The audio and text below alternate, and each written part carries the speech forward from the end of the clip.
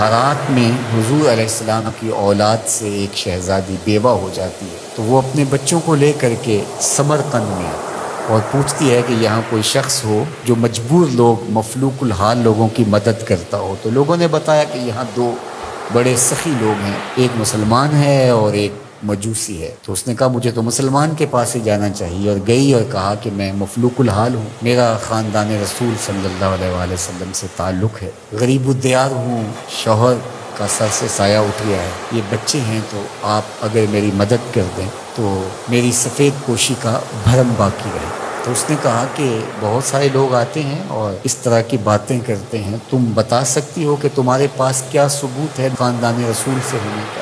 اس نے کہا میں مفلوق الحال ہوں، بچوں کو لے کر کے ہرات سے یہاں پہنچی ہوں، تو میں شجرہ تو ساتھ نہیں لیے پھر رہی، بس میری بات پہ اعتبار کر لیا جائے۔ اس نے کہا کہ میں تیری بات پہ اعتبار نہیں کر سکتا۔ خیر وہ وہاں سے اٹھی اور اس مجوسی کے پاس چلی گئی اور اس کو جا کے بتایا کہ مفلوق الحال ہوں، یہ میرے چھوٹے یتیم بچے ہیں، میں رسول کریم صلی اللہ علیہ وآلہ وسلم کی اولاد سے ہوں، تو آپ اگر میری مدد کر دیں۔ تو اس نے انتظام کر دیا ایک چھوٹے سے گھر کا، اور جو ضروریات کی چیزیں تھیں وہ وہاں پہنچا دی۔ یہ بھی سو گیا اور وہ مسلمان تاجر بھی سو گیا۔ ابن جوزی لکھتے ہیں کہ جب رات ہوئی تو اس مسلمان تاجر نے، سخی نے، خواب میں جنت کے منظر کو دیکھا کہ ایک خوبصورت محل ہے جس کے پاس حضور نبی رحمت صلی اللہ علیہ وآلہ وسلم کھڑے ہیں۔ تو یہ آگے شوق سے بھرا اور کہا حضور یہ محل اگر آپ مجھے عطا کر دیں۔ تو فرمایا یہ ایک مسلمان کا ہے۔ تو کہا میں بھی تو مسلمان ہوں۔ فرمایا تیرے مسلمان ہونے کا ثبوت کیا ہے؟ آنکھیں کھل گئیں، ماضی کا سارا قصہ ذہن میں تازہ ہو گیا، اور وہ جو لفظ کہے تھے کہ تیرے سیدہ ہونے کا ثبوت کیا ہے، وہ لفظ احساس پہ ہتھوڑے برسانے لگے اور نکال دیا گیا دربار رسالت سے۔ صبح ہوئی تو ڈھونڈتا پھرتا ہے کہ کل یہاں کوئی سید زادی اپنے بچوں کو لے کر کے آئی تھی، کسی کو پتہ ہو تو لوگوں نے بتایا کہ وہ فلاں مجوسی ساہوکار اور سخی جو ہے اس کے پاس ہے۔ تو وہ گیا اور دروازہ کھٹکھٹایا اور قدرے وسیلے انداز میں کہنے لگا کہ ہمارے نبی کی بیٹی ہے اور آپ کو حق نہیں پہنچتا ہے، ان کی خدمت ہمارا ہی حق ہے، بلکہ کہا 300 دینار لے لو اور جلدی کرو ہمارے سپرد کر دو۔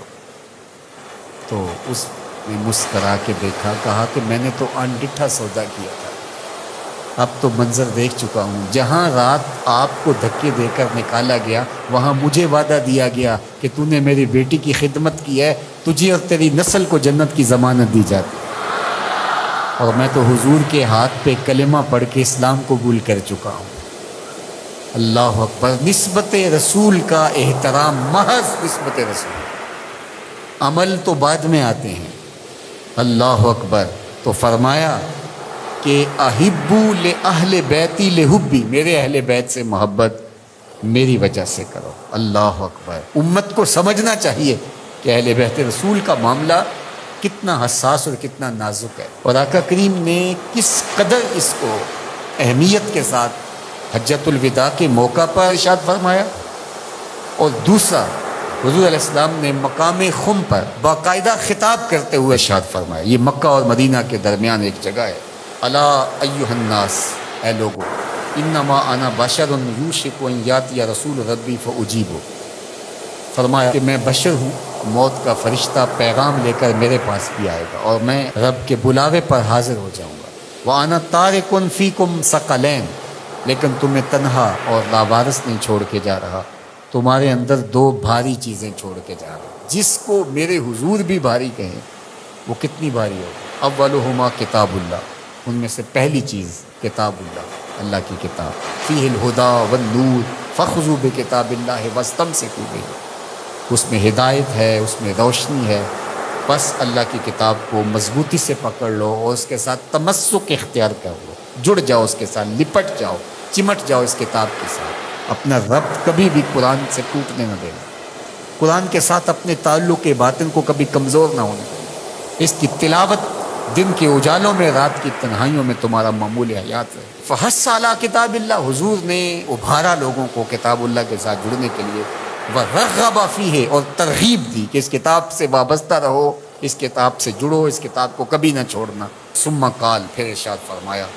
وَأَهْلُ بیتی، اور میرے اہل بیت، اذکرکم اللہ فی اہل بیتی، اذکرکم اللہ فی اہل بیتی، اذکرکم اللہ فی اہل بیتی، 3 مرتبہ فرمایا، میں تمہیں اپنے اہل بیت کے بارے میں اللہ سے ڈراتا ہوں، تذکیر کرتا ہوں، نصیحت کرتا ہوں کہ میرے اہل بیت کے معاملے میں کوتاہی نہ کرنا۔ 1 بار نہیں کہا، 2 بار نہیں کہا، 3 بار فرمایا۔ نگاہ نبوت کچھ دیکھ رہی تھی کہ لوگ کربلا کے اندر شہزادگان رسول کو شہید کرنے کے درپے ہوں گے، اور اہل بیت نبوت کی عظمتیں لوگوں کو ہضم نہیں ہو پائیں، تو حضور نے 1 بار نہیں، 2 بار نہیں، 3 بار فرمایا کہ میرے اہل بیت کے معاملے کے اندر ان کی حساسیت اتنی ہے کہ کوتاہی کا ارتکاب نہ کریں۔ اہل بیت نبوت کا معاملہ بہت حساس ہے، بہت ہی حساس ہے۔ یزید پلیت نے اہل بیت کے ساتھ ٹکر لے کے اپنی عاقبت بھی برباد کر لی، اور اپنی دنیا بھی برباد کی، اور اپنی نسلوں کو بھی بدبودار بنا لیا اس نے۔ یزید کا نام بدی کا استعارہ بن گیا، دشنام سے بھی بدتر، گالی سے بھی بدتر یزید کا نام۔ حضرت امام حسین رضی اللہ تعالیٰ عنہ حق کا استعارہ بن کے ابھرے، اور قیامت تک ان کا نام زندہ، روشن، سرخرو، کامیاب اور بامراد ہے۔ رہتی دنیا تک حسین کے نام کا جھنڈا اونچا ہی رہے۔ اہل بیت کے لیے دلوں میں محبت جو موجزن نہیں رکھتا سینے میں، اس کے سینے میں پتھر رکھا ہوا ہے، اس کے سینے میں کسی مومن کا دل نہیں رکھا ہوا۔ یہ پیار تو ہر وقت سلگتا ہے، لیکن جو ہی محرم کے ایام آتے ہیں تو پھر خوشبوئیں پھیلنا شروع ہو جاتی ہیں، اور ان کے لیے دل میں جو جذبات پیدا ہوتے ہیں، اللہ اکبر، ہماری 1000 جانیں تصدق ان کے قدموں سے لپٹی ہوئی خاک پر۔